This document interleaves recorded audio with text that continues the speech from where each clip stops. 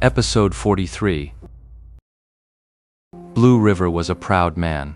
Being publicly shown up by Riverbank Willow like that in the guild left him feeling deeply humiliated. In the end, he was the one who took the initiative, challenging Rao and Chui Yang to a duel in the arena. This was exactly the opportunity Riverbank Willow had been waiting for, and he accepted without a moment's hesitation. A friendly spar in the arena between guild members was usually no big deal, but this one? Everyone in Bluebrook knew it was anything but simple. The outcome of this duel would determine who had the right to be ranked among Bluebrook Guild's top 5 experts. But in the end, the duel never happened. Right at that moment, the leader of Bluebrook Guild gave the order.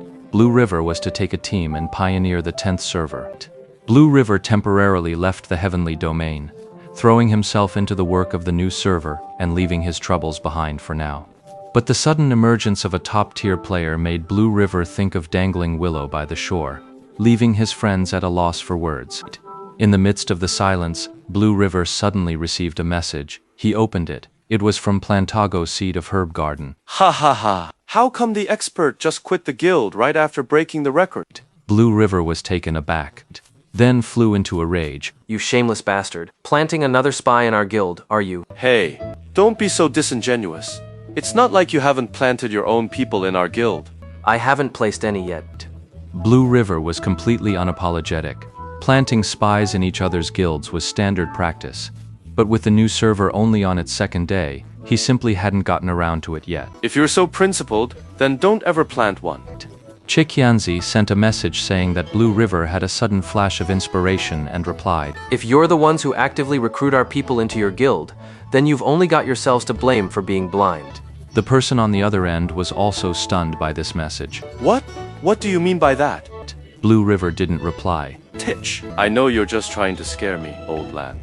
Don't bother with these little tricks. They're too childish. No time for you. I'm off to grind. Blue River went about his business, but Plantago Seed was left stewing. His informant reported that Lord Grimm had left Blue Brook Guild. Plantago Seed laughed, ready to start his recruitment pitch, but first he needed to send a message and check up on Blue River.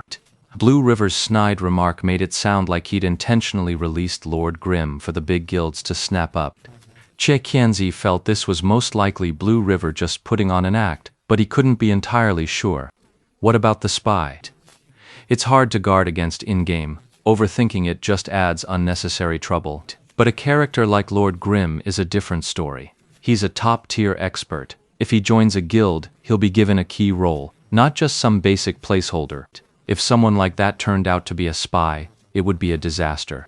In Glory, there was once a powerful guild that rivaled the Big Three. It collapsed because of a mole. The very expert the guild had placed its trust in was a spy planted by a rival guild. In the end, the spy's faction revealed its true colors, gathered a group of people and resources, and left the guild, dealing it a devastating blow. But the more devastating blow came during the guild's recovery. A core member turned out to be another mole, who, at a critical moment, once again absconded with people and resources. That super guild never recovered from the blow. After that incident, guilds in Glory became extremely wary of ambitious experts trying to climb the ranks. The bigger the guild, the more cautious they were.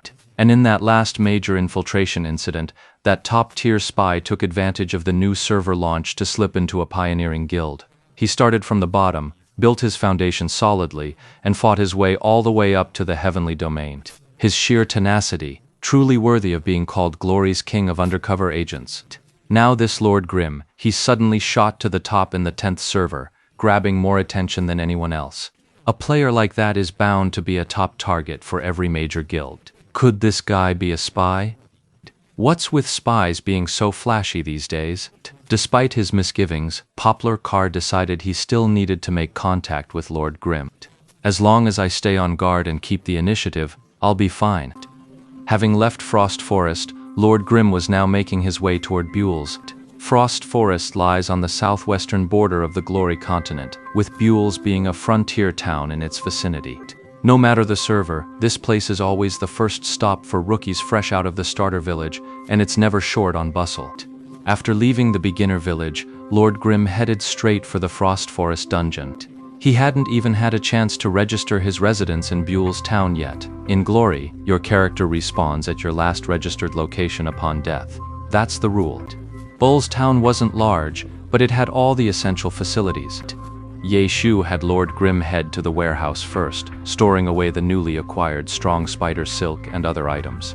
Seeing 88 strands of strong spider silk in the storage box, Ye Shu shook his head with a wry smile.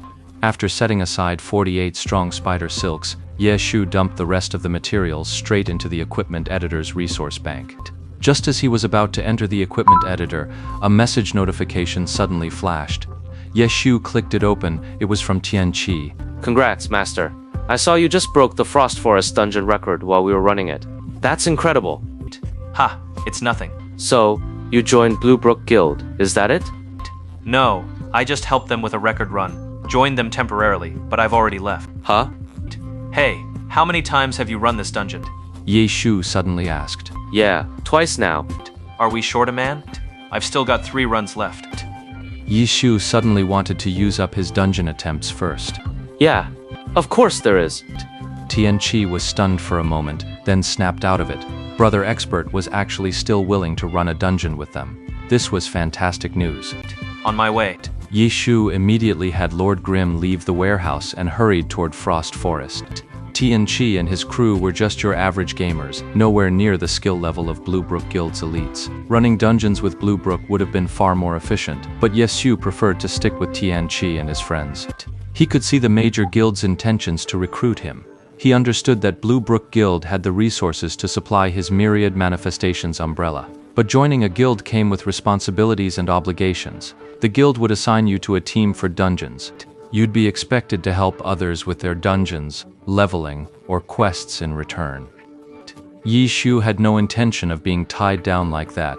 For a top-tier technician like him, remaining independent of any guild meant he could potentially work with all of them.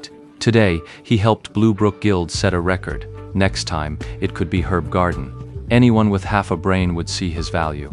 Every guild aiming for a record would come knocking. He could play the field, auctioning his skills to the highest bidder. Isn't that a much better deal than joining a single guild and putting all your eggs in one basket?